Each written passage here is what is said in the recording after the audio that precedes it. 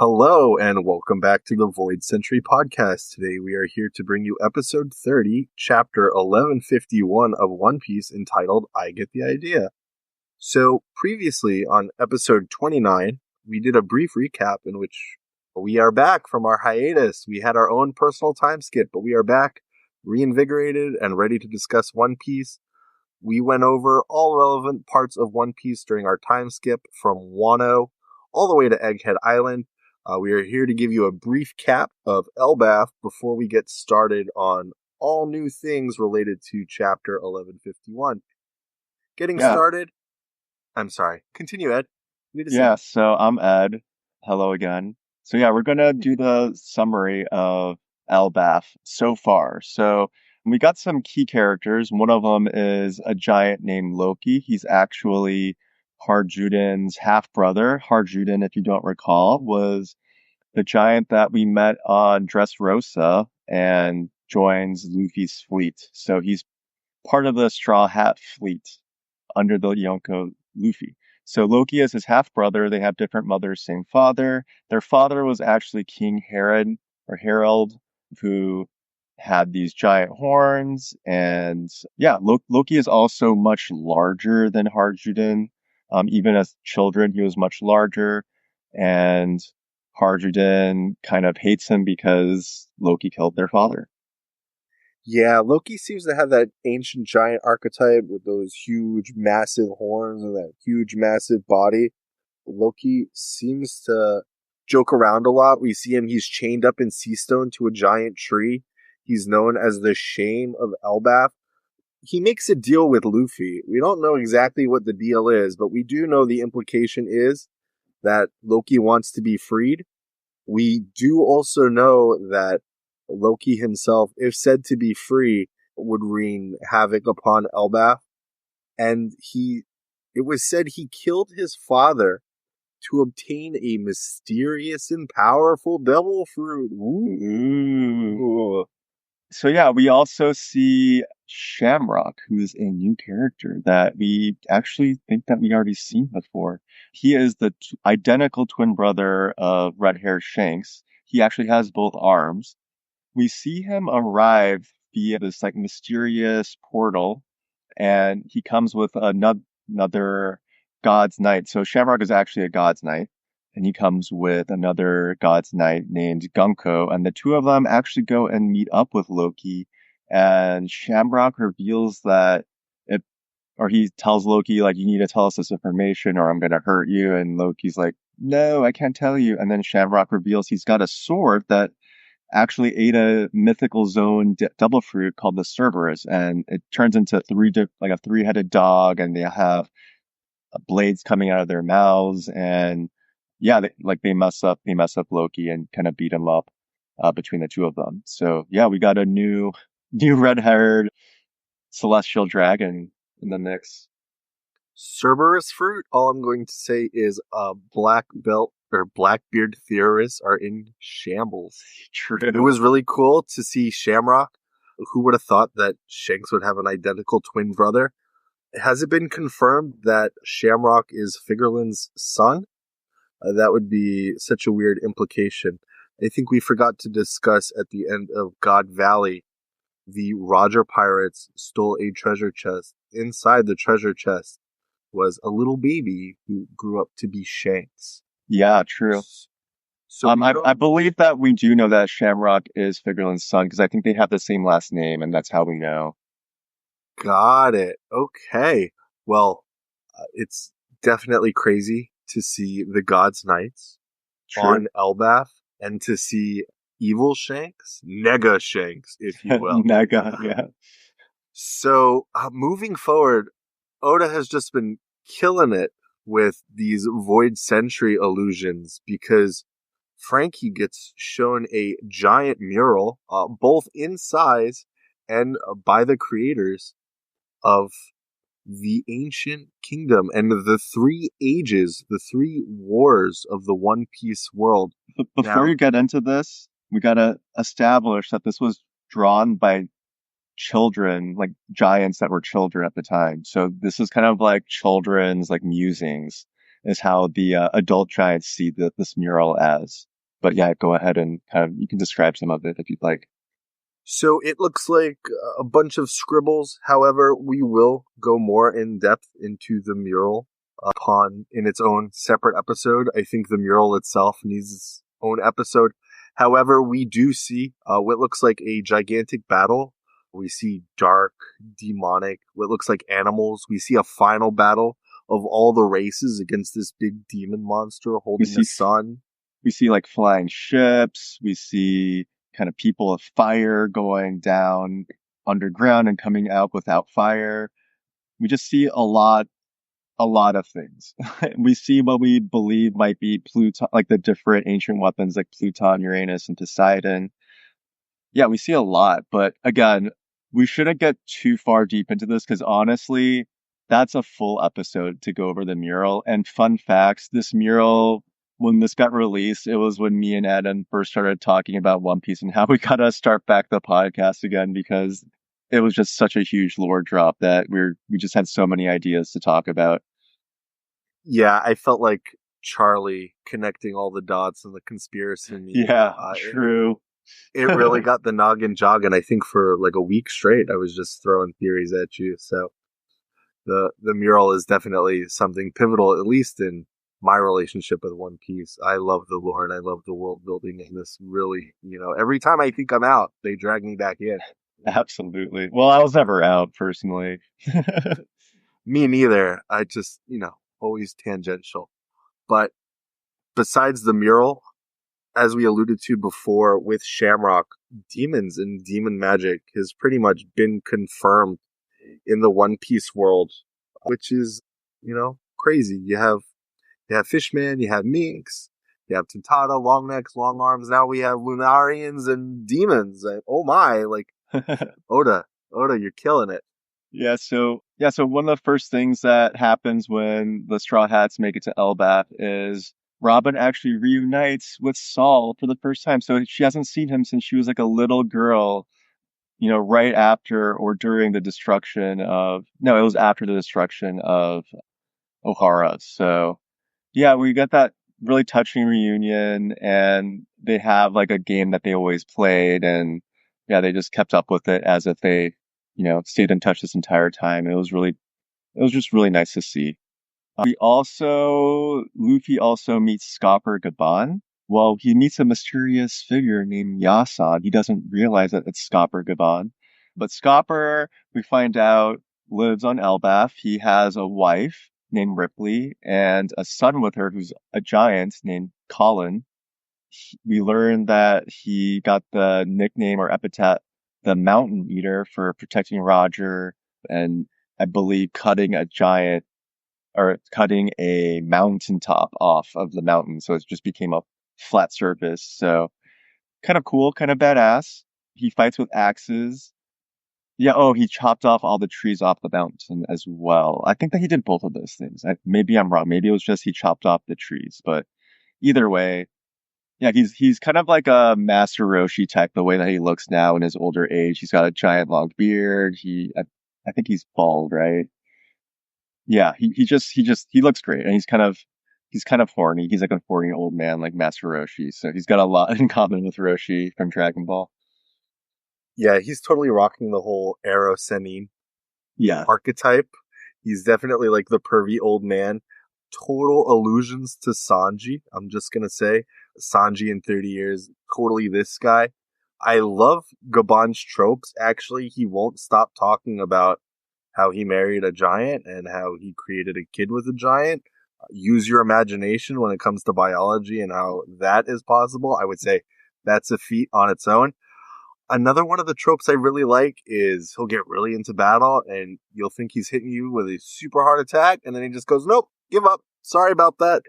And he takes all that tension and just turns it into comedy. It's gold. So I guess it's confirmed that Scopper is the number 3 of the Roger Pirates. But just like Zoro and Sanji, that number is liquid. It goes back and forth. It's dynamic based on the time of the day and who their opponents are, right?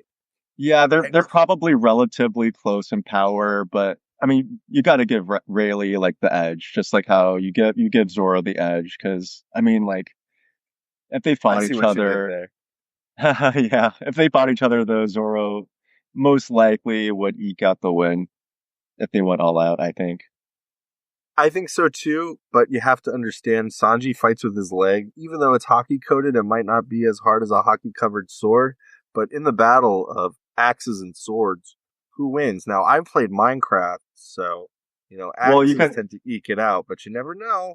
But what about Luffy versus Zoro? You're saying that Luffy wouldn't be able to hold his own. He doesn't use any swords. He uses his body as well. So, like, I don't think that's a strong enough case. Listen, again, we could have a whole episode just talking about Luffy versus Zoro. I think we need to continue. I'll summarize it. Luffy would win.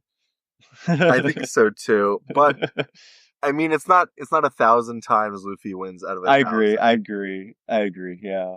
Okay. So next, we got a confirmation that Scopper was the man who met up with Crocus in one of those cover pages. So I forgot exactly what was going on, but I do recall that we see like an unidentified older man in one of those cover pages talking with Crocus, and the clothes that he's wearing, the facial hair, everything, we just don't see his face. Everything else matches up with Scopper's. So I think that it's not a hard confirm, but it's a pretty strong confirmation, I'd say, otherwise. I think so too. Just to recap, Luffy and company meet Scopper in the ruins of King Harold's giant castle for giants because that's where the key is kept for Loki's cuffs. And in doing so, they meet Scopper there. Scopper challenges Luffy to a friendly one-on-one fight, and Luffy almost gets his butt kicked, but Scopper gives up, as is in his nature, gives the key to Luffy because some men just like to watch the world burn. As it, Well, to be fair for Luffy, he wasn't taking it very seriously because he just thinks that this is just some random old man. He's like, "What are you even doing on the giant island, and why do we care about you? Like, why are you like keeping the key away from us?" So yeah, yeah, like Luffy still doesn't know he's actually the number 3 of the Roger Pirates. He's just right. some weird old man that talks about his giant wife. So yeah, they get the key. They go down to like the quote unquote underworld portion of Elbaf, which is in a lower elevation than the surface area. So they meet Loki. Again, he's chained up. He's actually beaten up because he was just beaten up by the God's hands, Gunko and what's his name? God Knights, Shamrock and Shamrock, Gunko. yeah. So the two of them already beat him up. So he's already beaten up. Loki's like, "Here, I'll make a deal with you. Like, I'll help you out and like take out what was exact deal? Like, take out any pirate you want or something like that, or any enemy you want." I think it was defeat any enemy. I think that's what it was. Right. So that he's like, if you release me, I'll defeat any enemy for you. And Luffy doesn't really care about that. I think he just more so feels bad that this guy's chained up like this. And they're giant sea stone cuffs. And we've seen Luffy in like, sea stone cuffs in the past. And he's like, his energy is drained. Like he can barely like do stuff. Well, that was like the first time. I think in Wano, he was able to move and stuff. And then, but yeah, Loki has like giant sea stone chains all around his body. Man, he's still able to kind of like function. Like it stops him from like breaking it free, but he doesn't seem like he's sapped out of all his strength the way you would be with sea stone and your devil fruit user. So yeah, Luffy undoes the key for Loki, and Loki or undoes a lot. And Loki immediately is like, I'm going to attack the world tree with lightning and set it ablaze and destroy Elbaf. Yes, right after Oda tells us that fire and lightning are the bane of the world tree. So it was. So it's like, hey, the world tree is weak to lightning and fire. Oh no, lightning and fire. As if the Giants didn't have enough to worry about right now. Right. In doing so, the rest of the God Knights show up. Yeah, and so also the giants on the surface are like, we need to put out this fire before everything burns. So they're kind of distracted. So the God's Knights, the rest of the God's Knights, show up to steal the giant children. So I guess we can kind of go over the God's Knights. So we'll start with Shamrock. So, oh no, Figureland, Garling Figureland. So he was the former commander of the God's Knights, and he just got elevated as a Gorosei. So instead, he got elevated because Saint Saturn passed away from removing his powers. So now there's a new leader, which is Shamrock. So Sure, you're gonna just to be go over clear, Shamrock? Garling Figureland is not currently on Elbaf. He's doing whatever Gorosei do. No, correct. But Shamrock, like we've stated before, looks nearly identical to Shanks, but he's got both arms. Hey, he's got no scar. He's got long hair. Uses a sword, just like his brother. He looks real. Confirmed to have a devil really fruit cool. in his sword. And he could be the hooded Shanks that we saw during the Reverie. Like all the God's Knights, he does have the ability to use the Abyss, which is what they call the magic circles or the demonic teleportation and summoning. And as I stated before, he does have the saber. I don't believe that we have a name for it. Maybe it's just called Cerberus, similar to Shanks's Griffin. Yeah, I want to say he just exclaims Cerberus, and that's when it transforms. So my guess is that's very also the bleach of him, don't you think? Yeah, Exactly. Bankai. I can go ahead and describe Gunko too. Gunko is a female. She's got a really cool design, kind of with a covered mouth, and she has goggles on top of her head, similar to like a Sabo type character. She seems to utilize arrows. She's not an archer. She uses physical arrows, which is pretty cool, which could be alluding to the arrows that we saw in the throne room back at the Reverie. When I first saw that, I was under the impression that these were just stylized attacks that Oda was drawing, but now that we've actually seen somebody that fights with arrows themselves, it lends a little bit more believability to the fact that perhaps Gunko was there and was also privy to what was going on. Gunko also seems to have a weird relationship with Brook. Gunko told Brooke that she wanted Brooke to be her slave to make music for her, but we also saw that there was some kind of flashback or a memory with a figure that looked like Brooke and a very small child. So She also said that he was her favorite artist. So she so talked she's about just a liking fangirl Brooks' then. music. Well, in that case, pay for the VIP experience. All right, I'll go over the next one. So the next God's Knight is Summers or Shepherd Summers, and he's the oldest and most experienced member, other than Figurlund, who's not a member anymore. He got abilities that create thorns around people or objects, and the more someone cares about the object that is being surrounded by thorns, the more damage the thorns do. He is also related to one of the Gorosei, Jupiter, who actually looks younger than Shepherd Summers, but I'm not sure. My guess is that he's the son of the Gorosei, and the Gorosei's his age is just frozen after he received the powers from Imu. He does defeat Robin in a battle with his Thorn ability because it's really hard. She's a physical attacker and she uses her hands, and it's hard for her to defeat something that is prickly. So he does beat her. It's not like a strong defeat, but he does just kind of hard counter her. And then finally, the last God's Knight is Rimu Shifu. His last name is Killingham. He's got like this like Chinese dragon sort of body, and he's wearing a gas mask. It looks like he's got an ancient mythical Zoan god fruit modeled Chinese dragon. Basically, he's got like a bunch of abilities. So we normally see him in his like full dragon form, wearing a gas mask, but we also see him in like a hybrid form, in this upcoming chapter where like he's got like shark teeth and a human face, and he's kind of got like centaur legs. Yeah, so he's got narcolepsy. He randomly falls asleep all the time. He's always wearing that gas mask when he's in that dragon form.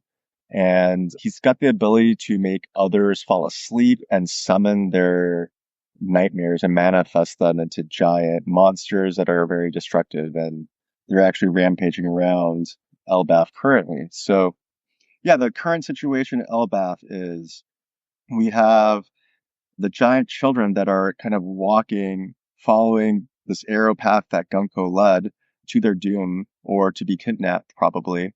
And they're surrounded by these thorns from summers, and they're sleeping, so they're sleepwalking because of Rimoshifu's ability, and he's manifesting their nightmares into giant monsters.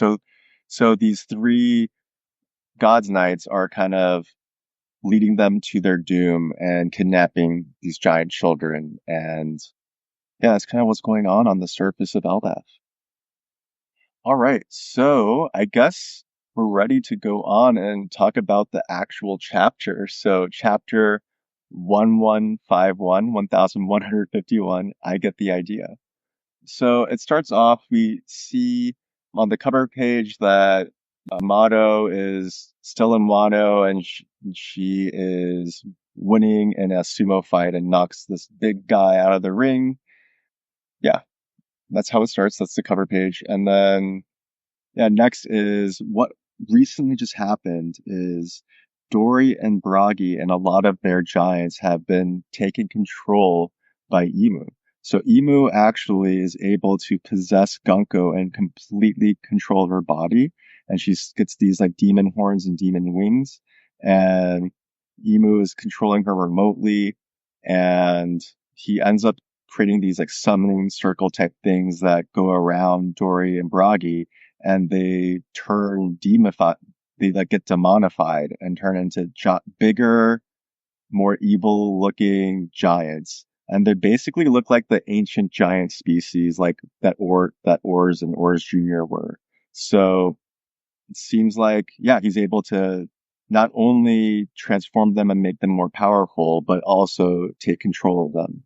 Yes, they get these big black demon wings. They seem to be almost overtaken entirely.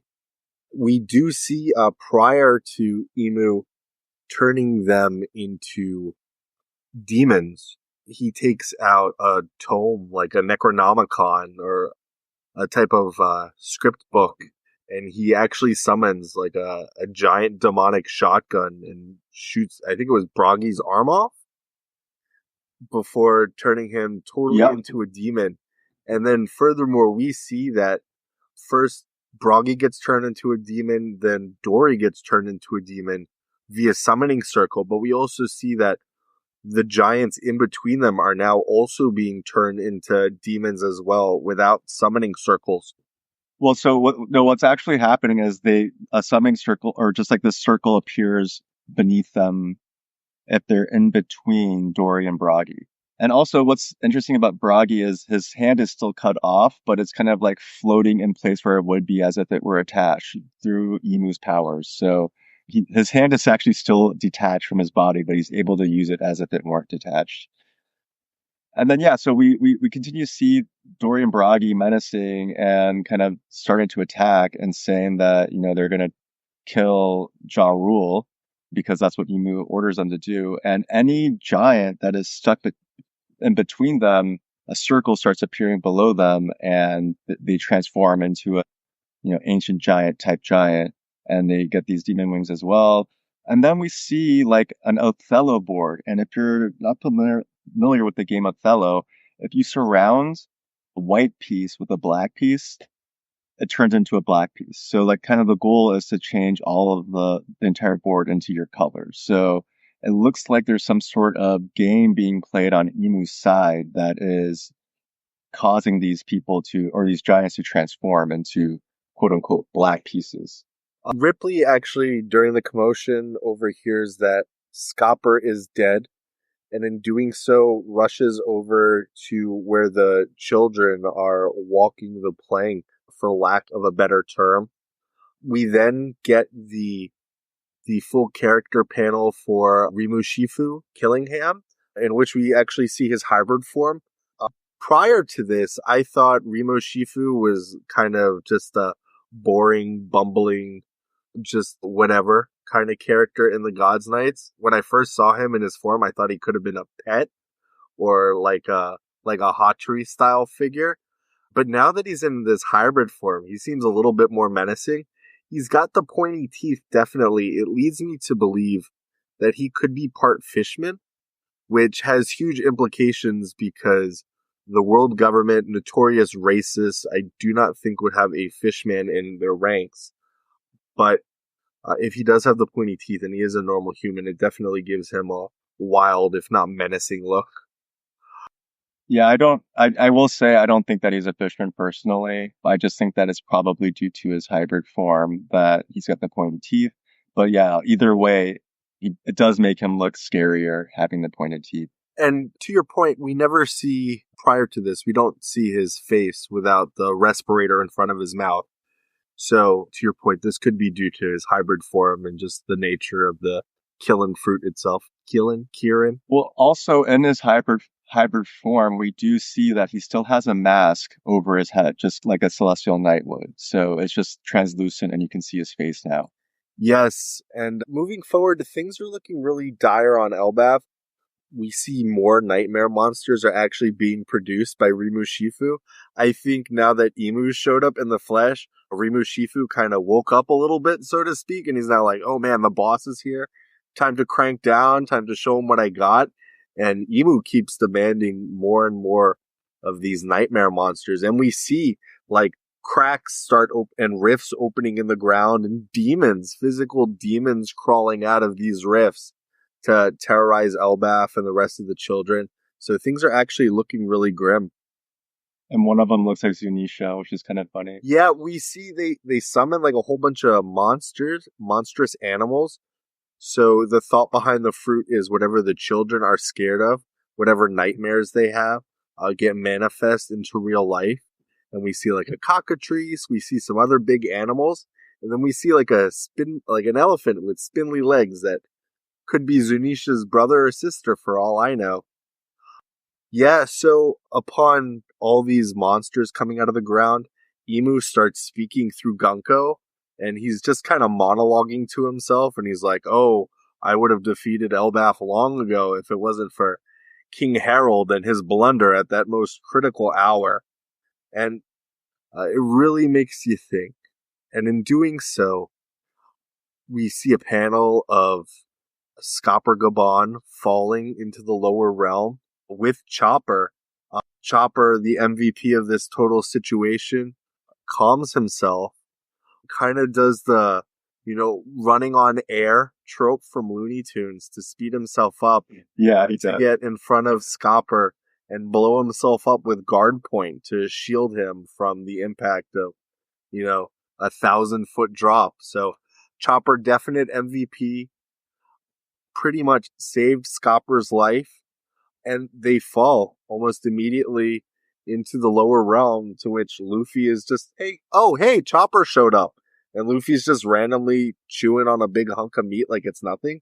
Like, do you think Both Luffy and Loki are both eating because they gotta heal up and get healthier. Yeah, I just, Luffy, now that he can go Gear 5, he has to have a pocket dimension. So I think he just has like unlimited meat on him at all time. So Chopper starts healing Scopper. I think it's also good that Chopper's down here now because it could also help heal Loki as well. And randomly, we see that Loki gets a call again from a mysterious stranger, from his friend Mosa that he seems to be conversing with a lot. Mosa seems to be Loki's one true friend, and they seem to talk rather often, but we don't. The Denden Mushi looks like it's got like a giant beard, or maybe it's just a very furry Denden Mushi, but I think it's a giant bearded person. Yeah, it looks like an abominable snow mushi, but we do see that Mosa is, in essence, breaking up with Loki, but trying to make it as easy on him as possible. For some unknown reason, Mosa is telling Loki how much he values his friendship and how much he's going to miss him, and it's really bittersweet. Loki references like, oh, has the bad business started up again? Are the bad things happening? And Mosa pretty much just leaves without a word, and Loki is just terribly distraught, and it's pretty sad. Yeah, it's nice to see that there is someone that Loki really truly cares about. So it kind of gives humanity to Loki's character, because up until this point, he's all about destruction and betrayal and all of that stuff. So yeah, now we flash forward and we see Luffy notices Scopper. He still doesn't know the identity.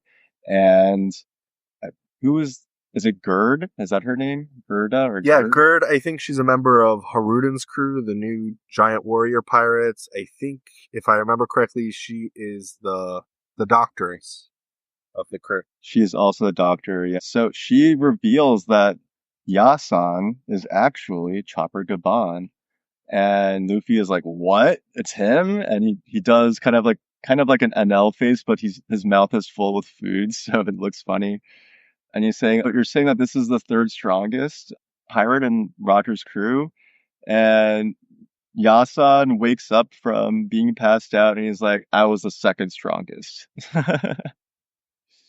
Very much, yeah, Sanji vibes.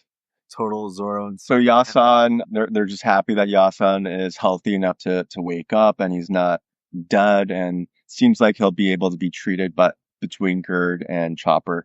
So yeah, then Chopper explains what's going on up on the surface, and immediately Hardridan is like, "We need to get a lift up to the Sun Realm, the top realm, so that we can protect Elbaf. It's in danger." And Luffy's like, "Okay, Chopper, I got this."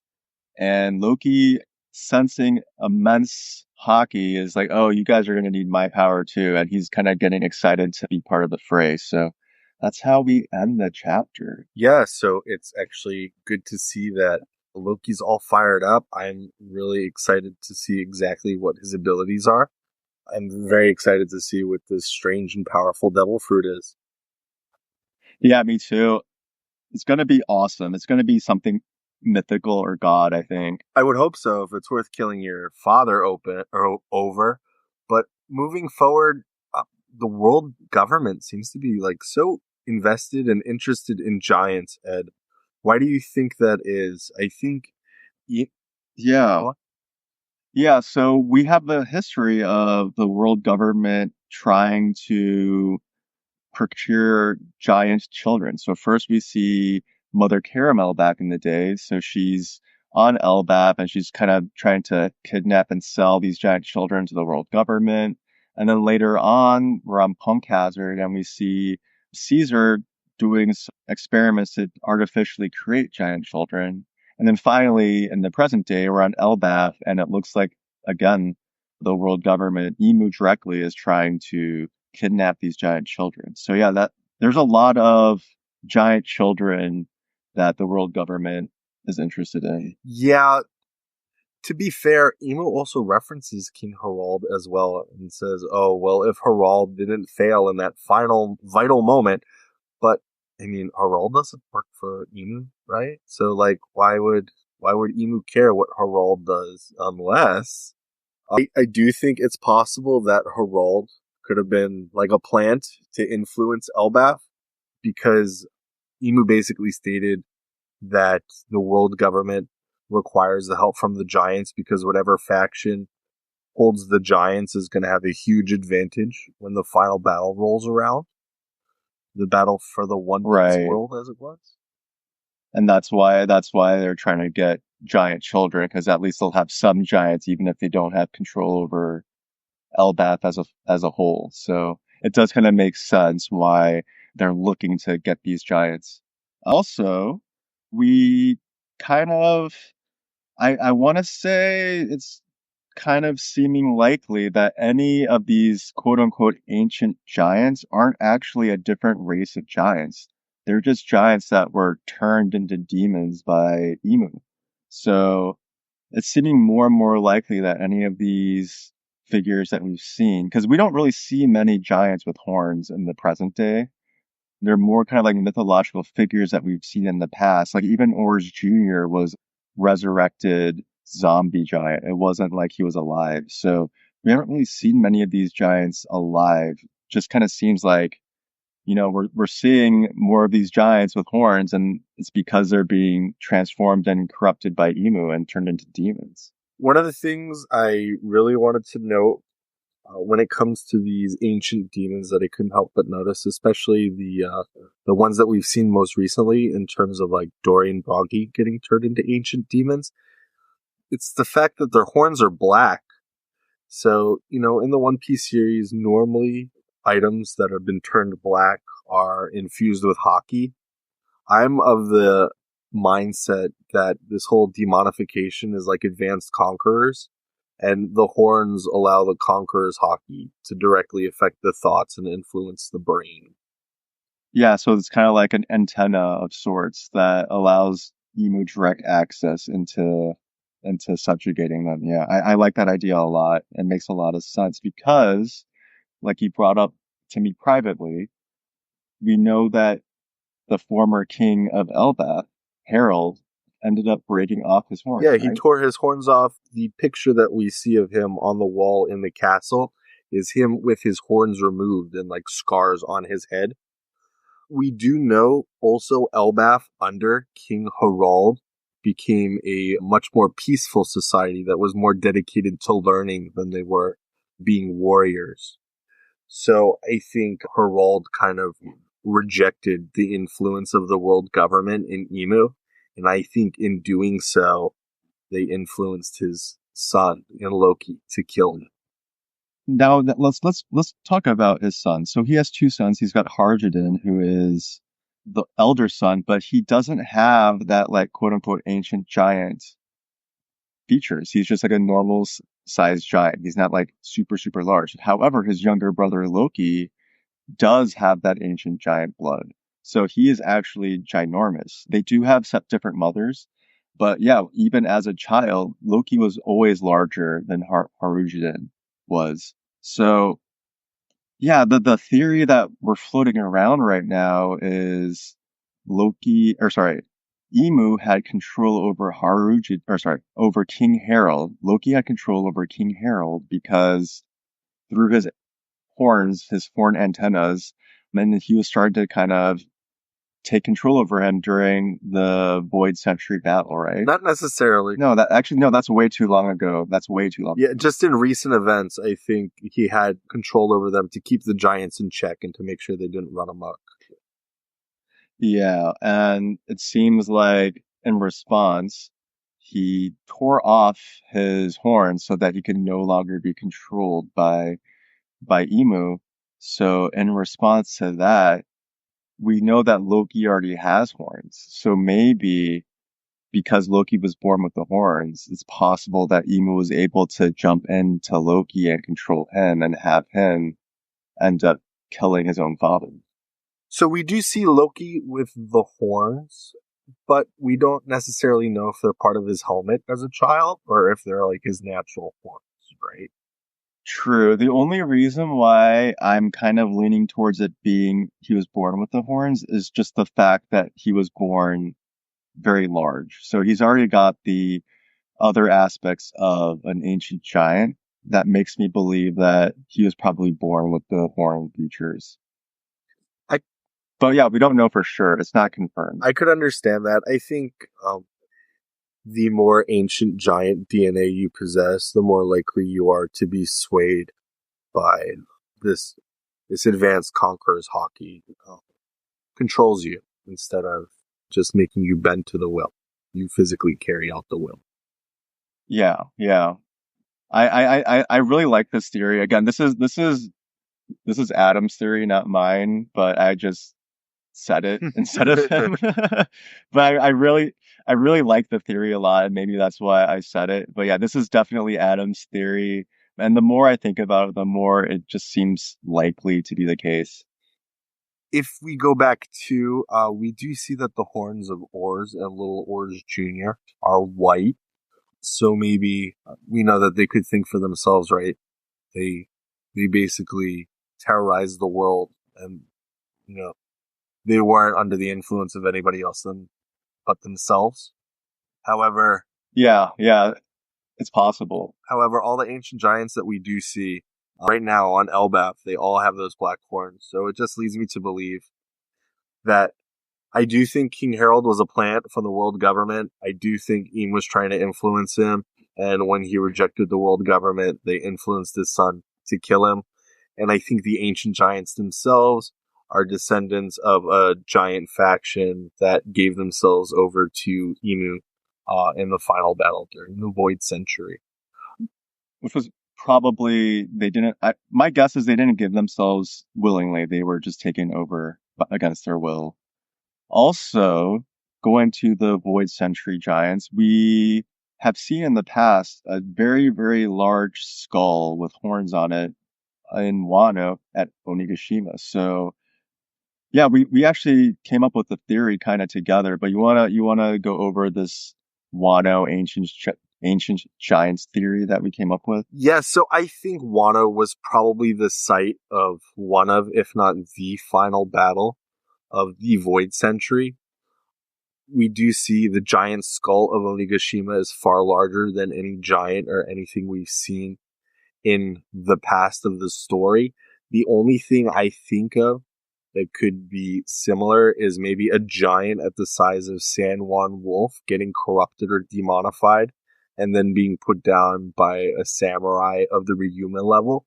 We do see that Onigashima's skull actually does have a giant slash mark in the eye, so that might be the cause for its death.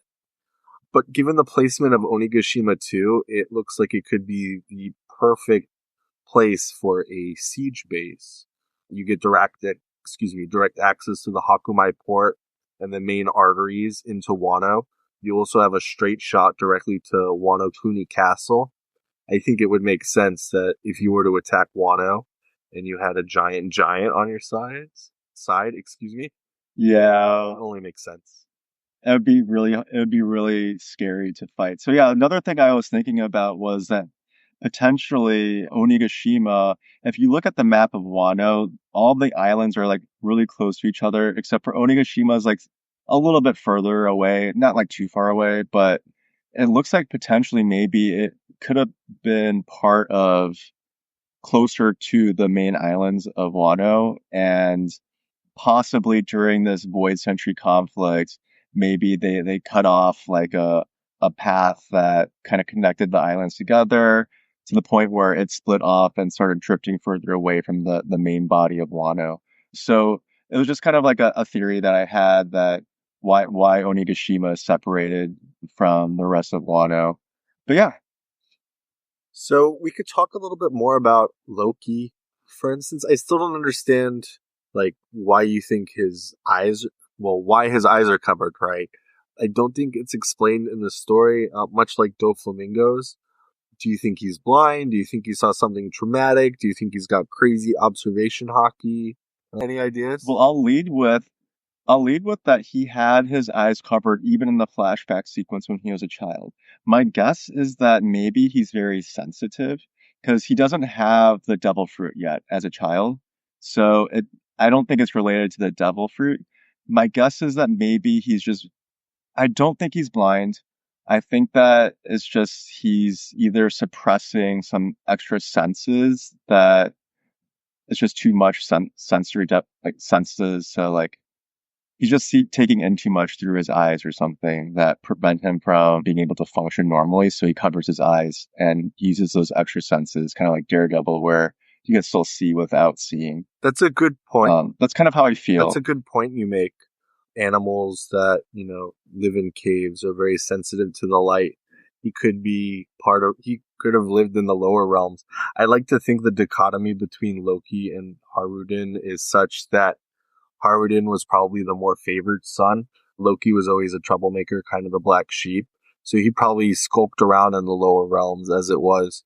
Similar, and befriended all the animals similar to how Luffy did. But because it's so deep, the light doesn't necessarily get down there. So he probably doesn't have a lot of time in the light. Therefore, he's super sensitive to it, which is probably why he covers his eyes. I think that's a good idea. Yeah. But yeah, we don't know. But yeah, his relations to animals, that's a good sign for him not being an evil entity or evil, like a bad guy. I really think that they are trying to paint him as like this like reckless, bad, evil person, but he's gonna end up being more like Naruto, where he's actually got a soft side and he's just acting out like Naruto did. when he was a kid, but he's actually a nice person like Naruto is as an adult. Wow, So Loki's basically Naruto. No, I'm that's kidding. like five Naruto name drops in like 3 seconds. Are you going for a record? No. We can try though. I do think he's very misunderstood. It's always like Oda to pull the quick Uno reverse on the character's true intentions. So I do like to think Loki is misunderstood, and in being the shame of Elbaf, he will become the hero of Elbaf. You heard it here, folks. Yes. So, Yes, I think so too. so I guess going forward, the only other question I have from this chapter really is, what's the deal with Masa? Do you have any idea, like, who is he? What his deal is? I like to think that Denden Mushi are kind of limited in range, right? So Mosa would have to be a giant, right? Or at least present on I think that Elbaf. I mean, so there's no way that this Denden Mushi just lived there, right? I think that Moshe had to have given this Denden Mushi to Loki after visiting Loki in the underworld section of Elbaf. So I think that he went to the underworld, he talked with Loki, gave him this Denden Mushi, and they just kept in touch. So most logically, if you're on Elbaf, you're gonna be a giant. And I found like a pretty cool theory on who he could be, which is we rewind back to what is it? It's Big Mom's arc. Yeah, Whole Cake So Island. so this is a few arcs ago. Yeah, Whole Cake Island. So during Big Mom's childhood flashback with Mother Caramel, when she's eating Mother Caramel and potentially the children during her hunger pain, we see a giant that witnesses this because this is all happening on Elbaf. So we see a giant that witnesses it, and that giant is unnamed. He's got white hair, he's got a beard, he's got a helmet with horns on it, and he runs away after witnessing Lin Lin eating his children, and then we never hear from him again. So that's the only time we see him. And yeah, just because he's got a big beard and he's a giant, like he's a potential candidate to be Mosa. So, Mosa, or this character that was on Elbaf and witnessed Big Mom's birthday party, we do notice that this giant is the one that basically told all the giants of Elbaf what went on during Big Mom's birthday party, and how she also took out, I think it was Elder Jarl, and killed him, Fallbeard. So she killed basically one of the leaders, or, one of the most renowned warriors in giant culture, and ate everybody in doing so. But we also do see that when Loki is talking to Masa previously, Loki says Mosa was saying how scared he was to be at a certain place and witness a certain event. And Loki basically said, "Oh, well, Masa, if I was there, I would have beat everybody up and I would have burned the place down." And we think that Masa perhaps described what Big Mom did to Jarl and the rest of the children and Mother Caramel at the Lamb's house. And Loki basically would have stated, "Hey, I would have stopped Big Mom." Loki also has a weird connection with Big Mom. If you remember correctly, during Whole Cake Island, Loki proposed to Lola. Um, Oh yeah, true. and in doing so, Lola actually turned Loki down in raging Big Mom, and Lola was forever to travel the world looking for her husband, right? But maybe we are told that Loki was in love with Lola, but maybe this was a ploy to get at Big Mom, to get back at her for what she did to the Giants. Because it's not like the Giants turned Big Mom down, which probably would have happened because the Giants hate Big Mom for what she did. Big Mom, in essence, turned down the Giants via Lola. Does that make sense? True. Yeah, it does make sense. And it's kind of curious why, because she really liked giants because they were the same size as her. So she kind of felt at home with them. Also, she, like, her dream was to have like a paradise world where all the different races of the One Piece universe could live freely together without prejudice. So Yeah, it's kind of curious that she denied the marriage with Loki. Do you think Big Mom herself is part giant? Do you think she was an experiment by the world government, or do you think she could be part Buccaneer, given her weird body? We've seen her parents. I just think that she was a freak of nature. I don't think that I don't believe in any of those things that you said. My guess is that she's just naturally born with like super genetics, freak of nature genes. So Yeah. what you're saying is she's just corn fed. Yeah, exactly. See, but that doesn't explain it though, because all right, the world government, we want giants, we need giants, we know Big Mom and DNA exists. Why don't we get her DNA and make our own giants? Like, Sure, they could probably try to experiment with her, but I'm saying like her particular own birth. Like I believe she's just a normal human. so do you think was Mother Caramel officially associated with the world government, or was she just like some underworld broker they bought kids from? Has it ever been confirmed I think she was that? I don't think she was an official government because like they like if let's say that she gets caught, then it becomes clear that she's actually a bad guy. Well, like I don't think she's like Stussy, right? Stussy is CP0, technically works for the world government. Yeah, so I guess they do have people like that. But yeah, the impression I get with Mother Caramel was this was going to be her last heist. She's going to sell these giant children, and then she's going to make her money, and then she's going to live life in luxury and retire. I just want to let you know that Stussy is also a lord of the underworld. She is the pleasure broker from the Yeah, underworld. yeah, that's what I was saying. So like I was kind of I realized that I was kind of saying the opposite case with Stussy. So yeah, Stussy definitely works for the world government and is doing shady things like Mother Caramel was doing. But I still think that Mother Caramel didn't work for the world government directly. It was like an indirect. She would have dealings with them. She wasn't like an actual like paid employee. Yes, this is dark, but they both deal in trafficking, right? The Yeah, yeah. only other point I wanted to make, which we were talking about previously to the episode, is that when you do look at some of the kids from the Lamb's house, we do see one that has like a crown on their head, right? So would you really put it Hmm. past the world government to say, hey, if you, this allied kingdom, don't fall in line, we're gonna sell your kid into bondage? Like, I don't put it past the world government to do that using Mother Caramel as a proxy to oversee these orphans and, sell them as forced labor, via the Salbodi auction house or other means, right? Yeah, it's possible that they kind of use the children against their parents, even if you're a celestial dragon, just to keep them under control. Because we've seen celestial dragons, like most of them are just they're used to getting their way. So if you tell them no, like how are you going to stop They are them? literally Maybe one they way. are literally stealing the giant's children right now and forcing them into bondage as we speak. Oh yeah, So, that's true. That's true. well, Yeah. I think that would be a great point to end the episode on. Again, happy to be back. This is Ed and Adam from the Void Century podcast, and this is chapter 1151 of One Piece entitled I Get the Idea. You can reach out to us at the Void Century podcast at gmail.com. We would love to hear from you. We are available anywhere you can catch podcasts, including iTunes and Spotify. And we also have a YouTube channel.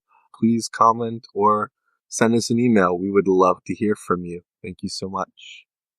Thank you. Bye.